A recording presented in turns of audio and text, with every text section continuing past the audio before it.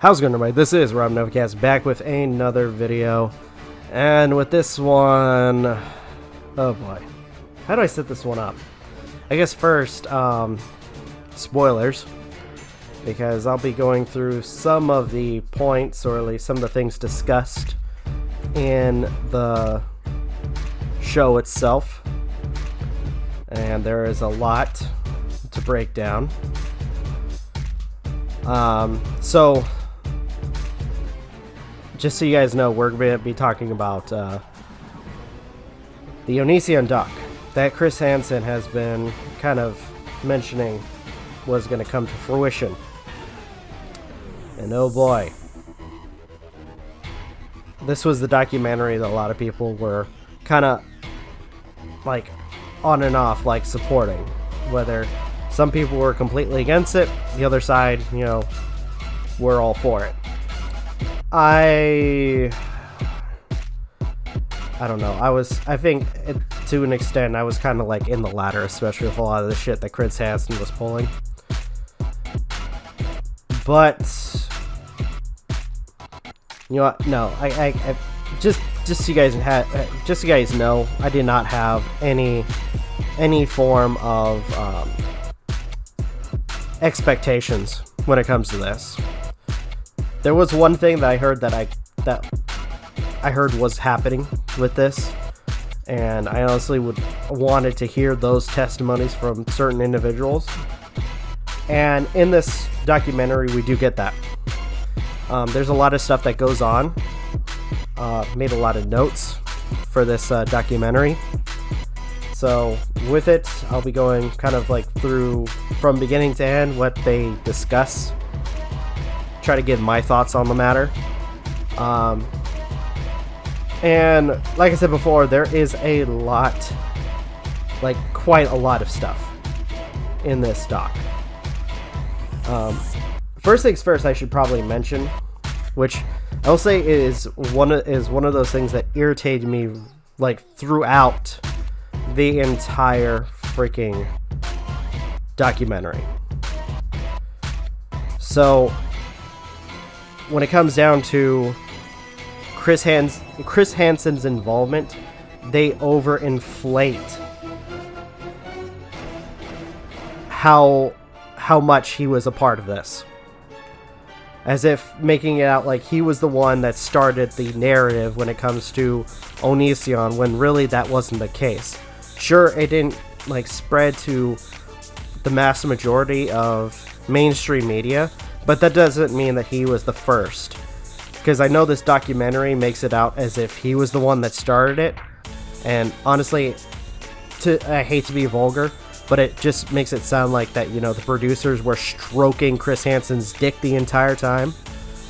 But honestly, he was not the start of the narrative when it comes to Onision. He was not the first one to talk about Onision with a lot of the drama that was going on. So this whole thing that Chris Hansen was the one that started the narrative that got on that Onision's nerves is a bunch of bullshit. Chris Hansen was not the start of it. It was the many other commentators that have produced content on Onision. Again, just because it wasn't on the mainstream media does not mean that it was not talked about. So to that regard, them claiming that Chris Hansen was the one that started it is completely dishonest. So without further delay, after I've done that rant, why don't we go ahead and get started? And in case I haven't said it already, there's going to be spoilers, because there is a lot. And to start us off, the documentary itself starts with a I'm honest clip, you know, the usual I'm honest clips from Onision, where he claims he's honest, that everybody should take his word to like by value, that the only honesty or truths that we have to hear is from his own mouth. And it's kind of funny that the specific clip they use is where he's mocking the idea of the documentary, which I thought was really funny. After that, or at least this starter, the stage is kind of set for the documentary with audio dialogue ripped from a variety of different YouTubers' videos or commentators, which I find it funny because when it comes down to a lot of them, we only see like maybe 1 or 2 clips of some of these people that have been mentioned in the documentary, and I wouldn't be surprised if some of them didn't even give their consent for, you know, Chris Hansen to use their content in the documentary itself. But, you know, what's our consent compared to him making money off a documentary? I don't know. The first segment of the documentary is the testimony of Shiloh. She brings up the endless emails that ridiculed her, telling her to die. She then discusses her career as a singer, then goes on how she was introduced to Onision. She even brings up the fact that, or at least the age range between her and Greg, where she was, I guess, around 17 and Onision being 25. In the interview, she mentions that Onision, during interactions, checked on laws for where Shiloh lives and where he is, so that way there were no legal ramifications for having sexual intercourse with her. After that, we get a introduction to, I'm probably gonna botch this name, Stephen Aserch, who is a reporter. He discusses how he came across Onision, which was, I guess, a interview where Onision belittled him for even asking questions about, you know, some of the things that were going on. They mentioned the possible origin of Onision's channel name, which I thought was weird. Which I guess, according to Onision, it's supposed to be composed of 2 words. Oni, supposedly meaning one, and Sion meaning divine community. I don't get that. I don't know what language that is, but I doubt that's what it is. I wouldn't be surprised if it's, you know, from Onision's made-up language in his own made-up religion. After that, we get a quick segment with Edwin from Edwin Generations, where he gives his reason as to why Onision became popular, and that being a lot of people were related to, or could relate to, the outcast persona that Onision usually tries to push. In the doc, it mentions the collabs with Shane Dawson and brings up the fact that Onision imitated a lot of, or at least, you know, let's say just imitated Shane Dawson's content as well as his characters, to the point where they were blatant copycats, or plagiarism for that matter, when it comes to the characters that Greg has created for his videos. After that, the documentary then describes how Onision got more exposure through people like, or at least the show Tosh.0, and the exposure for the I'm a Banana video, which, for those who know me, know that I believe that is probably one of the most, probably the dumbest videos ever produced. And in no way I think that should have gotten any type of promotion at all. It's mindless and really stupid. But anywho, you know, who cares about my opinion though? Whatever. In the doc, it also goes over Onision's first convention, though overinflates how big it was. Because in the documentary, it claims that it was like these big events, but in reality, it was actually like in a small kind of convention room, or to some extent, like in a like a basic convention room, I guess.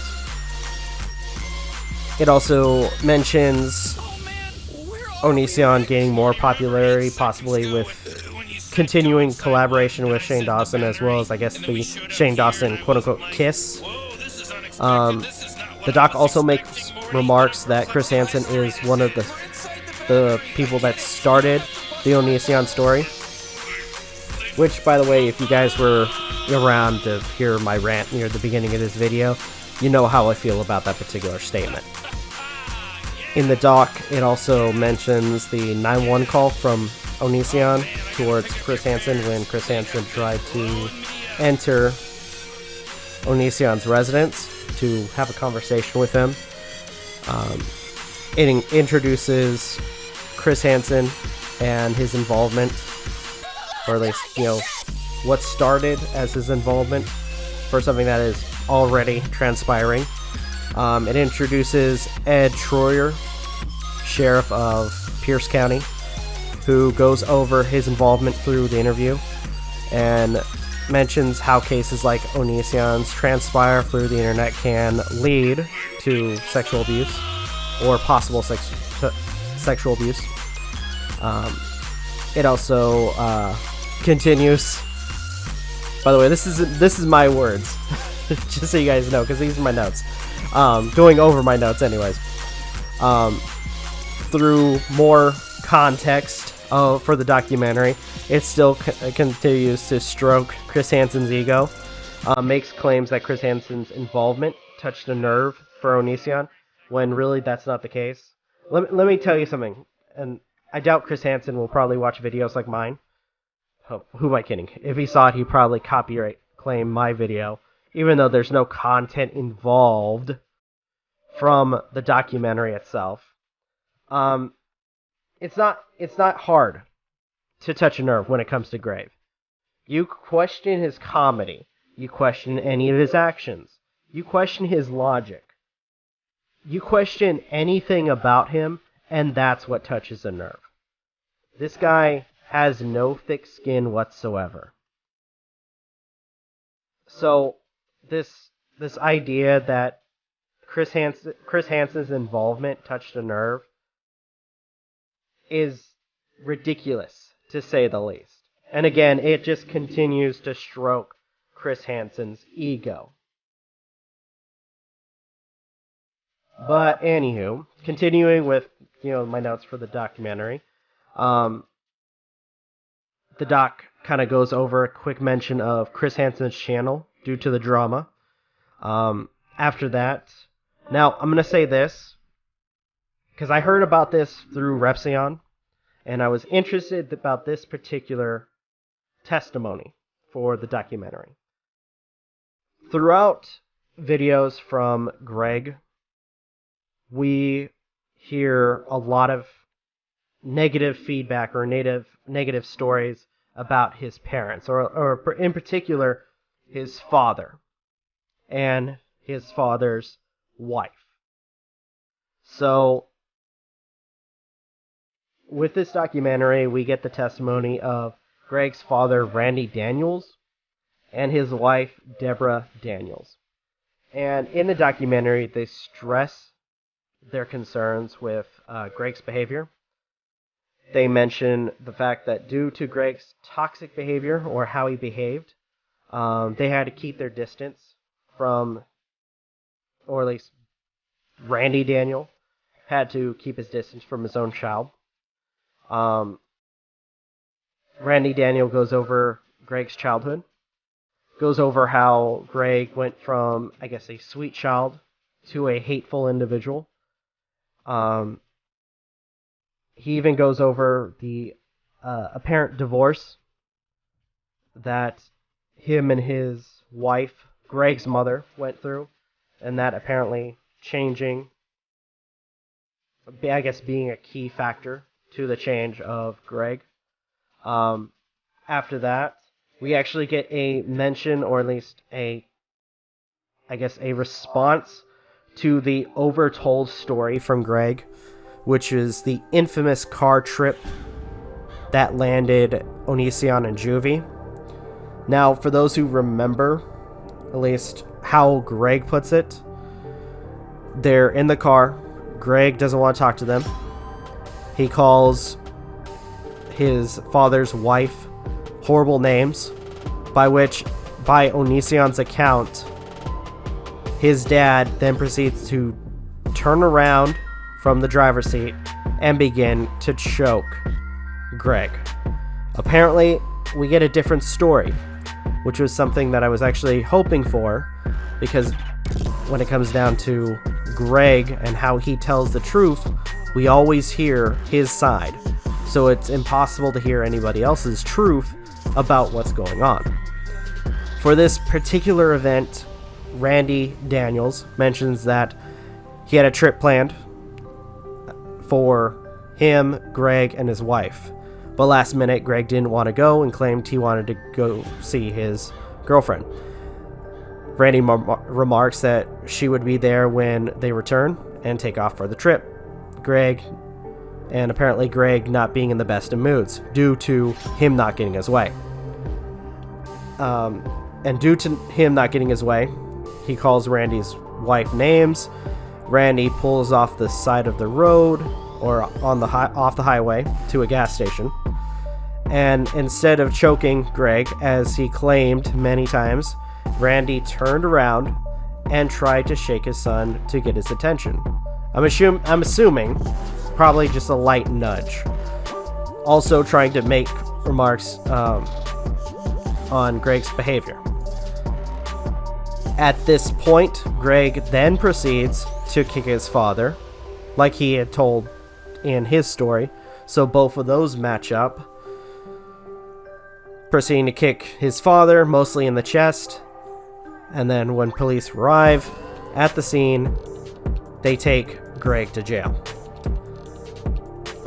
Randy and Deborah Daniels also mentioned that in front of the judge that Greg made an accusation that his father was choking him during the conflict.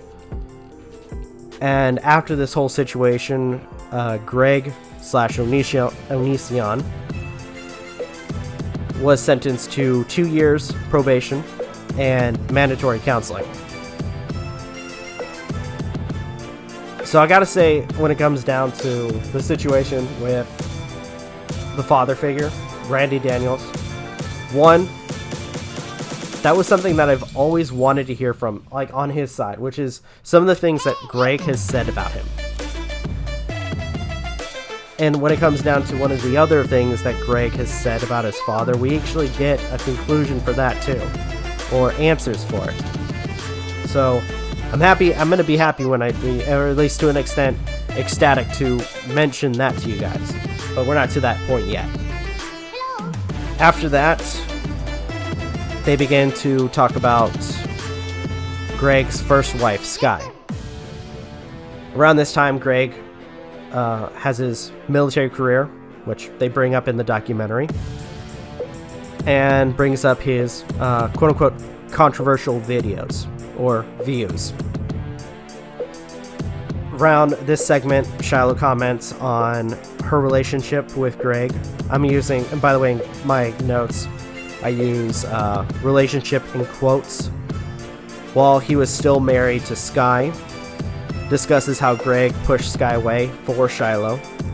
The entire time while he's married, Greg is pursuing Shiloh. Greg prodding Shiloh with questions about her sexuality, apparently, during this whole entire time. While Greg wanted to fly Shiloh to see him, Shiloh's mother would not let it happen. Shiloh mentions apparently how Greg manipulated Shiloh to distance herself from her mother. That he tries to use Shiloh being on tour to meet her, even though her mother was against it, just so he can have sex with her. Apparently, traveling to where she was touring, went off to see somebody who's still in their teens, by the way, to try to have sex with them.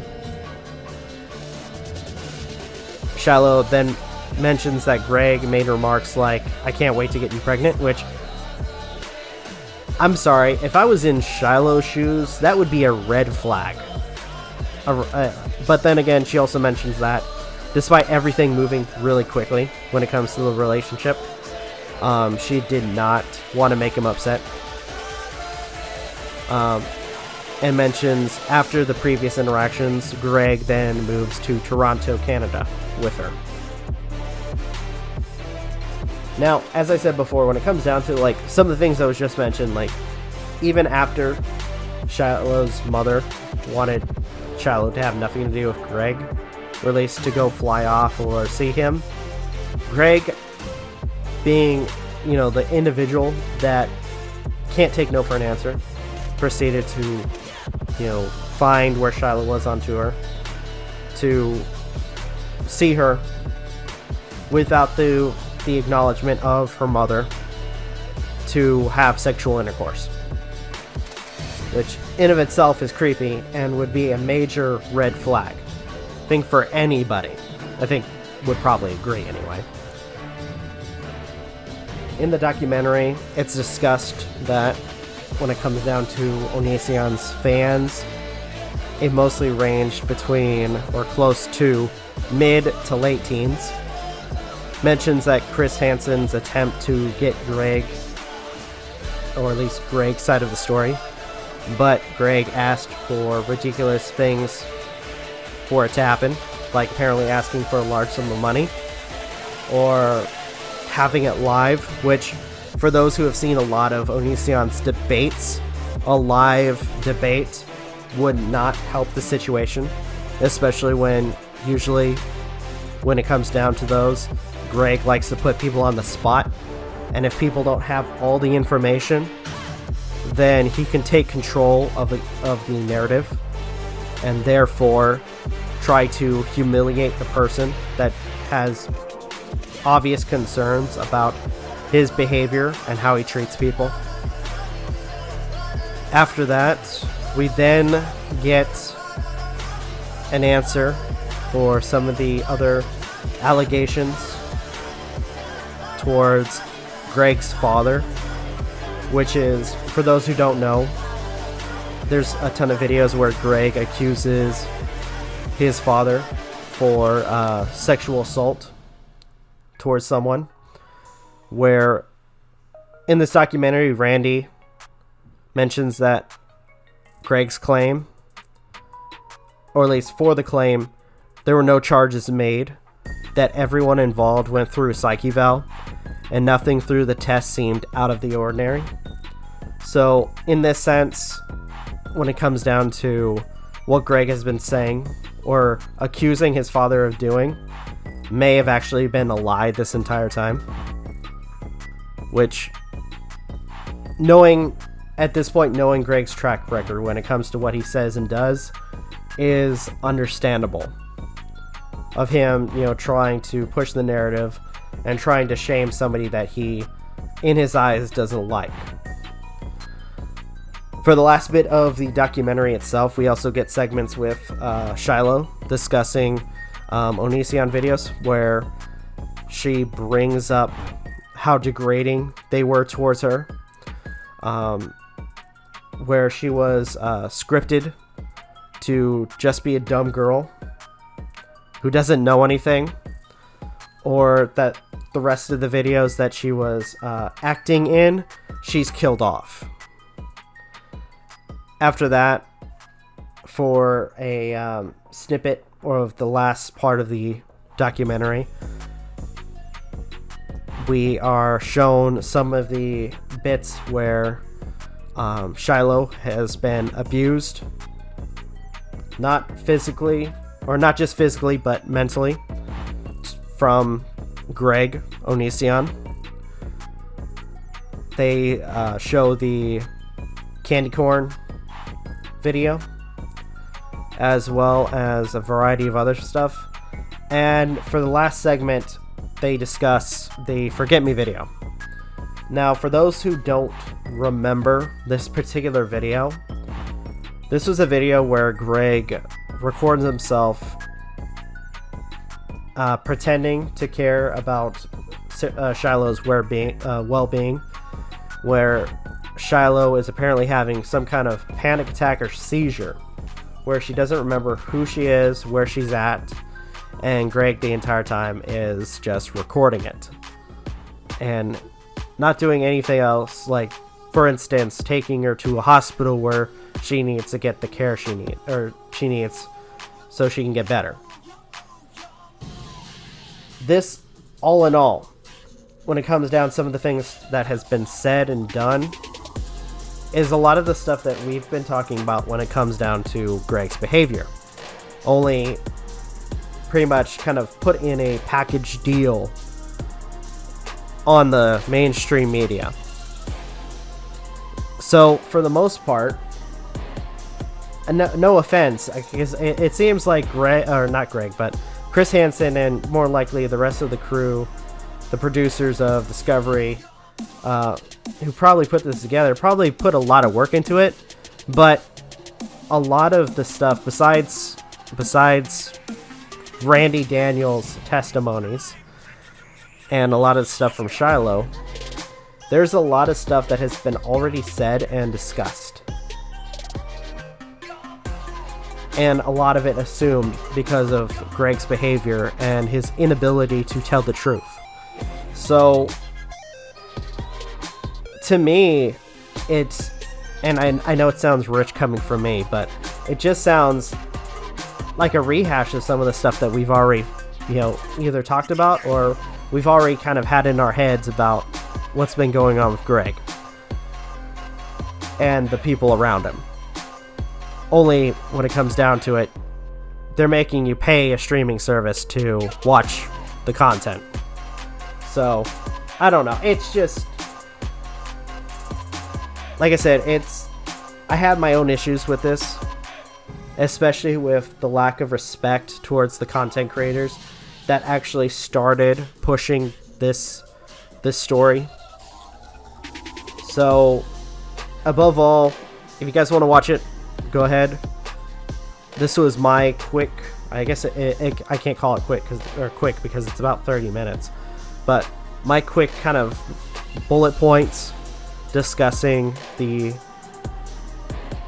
Onision doc from Chris Hansen. Hopefully you guys enjoyed the video. If you guys have anything you'd like to add, leave in the comments down below. Like, share, subscribe, all the good stuff. If you guys want to follow us on social media, links are in the description down below, as well as check out our daily content and the weekly podcast. With that being said, this is Rob Novakast signing off. Have a good one and take care. Peace.